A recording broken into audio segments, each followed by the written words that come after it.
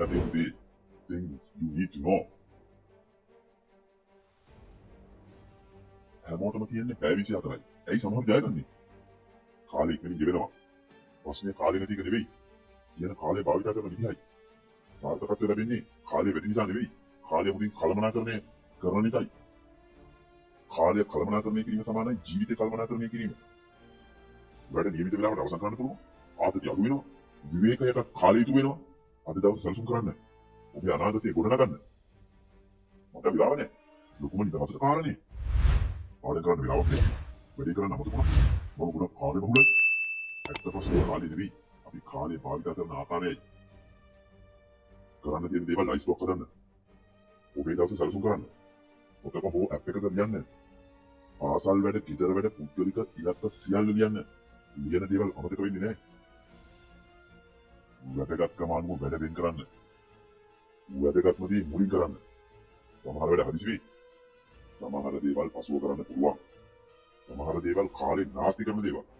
වැදගත් දේවල් කෙරෙහි අවධානය යොමු කරන්න. ලොකු ඉලක්ක කුඩා කොටස් වලට බෙදන්න. විභාගයට පාඩම් කරන්න. අද පරිච්ඡේදයක් කියවන්න. ප්‍රශ්න පහක් විසඳන්න. සතහන් නැවත බලන්න. කුඩා පියවර ජයග්‍රහණයට මාර්ගය සලසයි. බාධා කිරීම වලින් ඈත් වෙන්න. ෆෝන් එක පිළිබඳ කරන්න. සෝෂල් මීඩියා වලින් ටිකක් ඈත් වෙන්න. ටීවී සහ අනවශ්‍ය දේවල් අවම කරන්න. අවධානය වැඩි කරන්න. වැඩ ඉවර වුණාම ඔබටම තෑග්ගක් දෙන්න. විවේකයට කාලයක් වෙන් කරන්න. ඔබ යන්න නෙවෙයි. මනසට විවේකයක් ඕනේ. පොමඩෝරෝ ක්‍රමය උත්සාහ කරන්න. මිනිත්තු 25ක් වැඩ, මිනිත්තු 5ක් විවේක. මේ ක්‍රමය ඇත්තටම වැඩ කරනවා. අද කාලය පාලනය කරන්න.